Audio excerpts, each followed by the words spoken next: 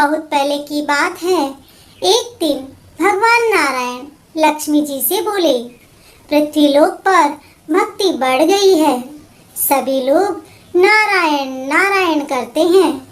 लक्ष्मी जी बोले, सभी मुझे पाने के लिए भक्ति करते हैं। नारायण बोले, वो लक्ष्मी लक्ष्मी तो नहीं करते।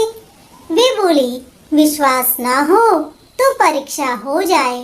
नारायण ब्राह्मण का रूप में एक नगर में गए। वहां उन्होंने एक घर का दरवाजा खटखटाया।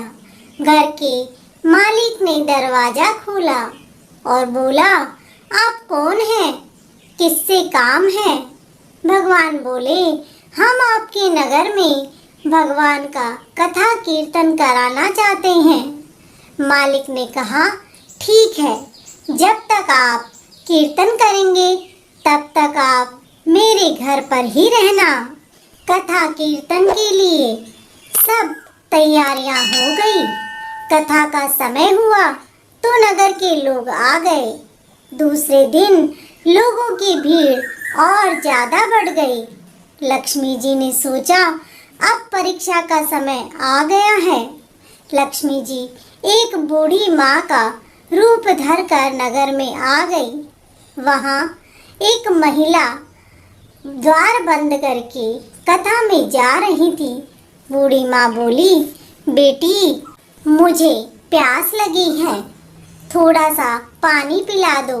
वह बोली, माँ, मुझे कथा में जाना है, देर हो रही है। बूढ़ी माँ ने कहा, बेटी, थोड़ा पानी पिला दो, बहुत जोर से प्यास लगी है।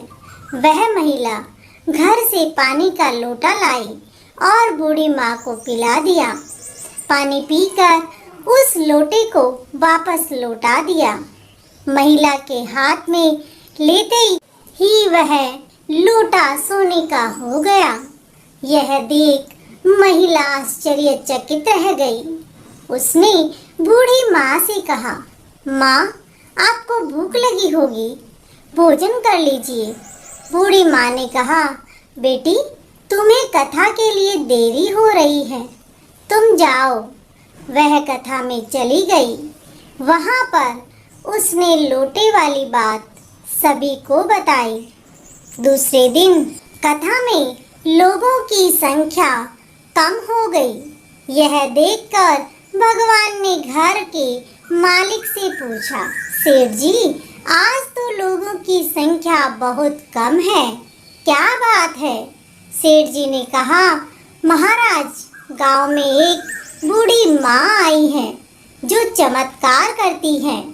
वह जिसके घर पानी पीती है वह लोटा सोने का हो जाता है, और जिसके यहाँ भोजन करती है तो भोजन के सभी बर्तन सोने के हो जाते हैं।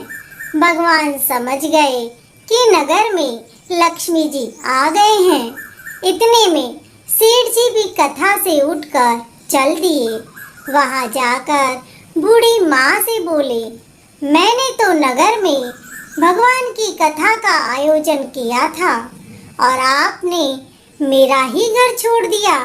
लक्ष्मी जी बोले, मैं तो तुम्हारे ही घर पर आ रही थी, परंतु वहाँ तो कथा चल रही थी और कथा सुनाने वाले भी आपके यहाँ ही रुके हैं।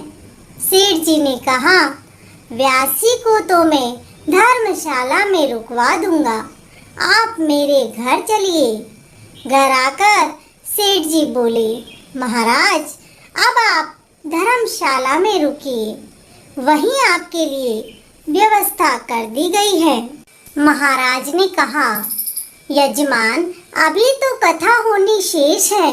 सेठ जी बोले, आप जल्दी कीजिए, यहाँ मुझे नए मेहमान को ठहराना है।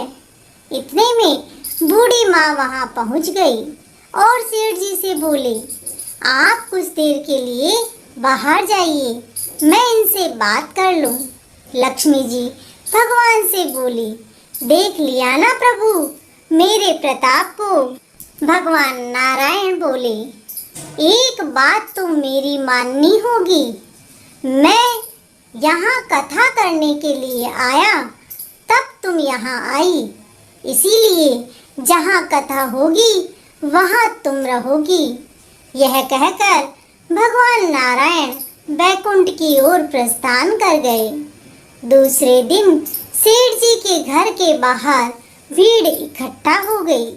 सभी ने माता लक्ष्मी से बारी बारी अपने अपने घर चलने के लिए कहा। माता बोली, मैं वहीं निवास करती हूँ जहाँ नारायण रहते हैं, कथा होती है। इतना कहकर माता लक्ष्मी भी बैकुंठ की ओर प्रस्थान कर गई। बोली लक्ष्मी नारायण भगवान की जय।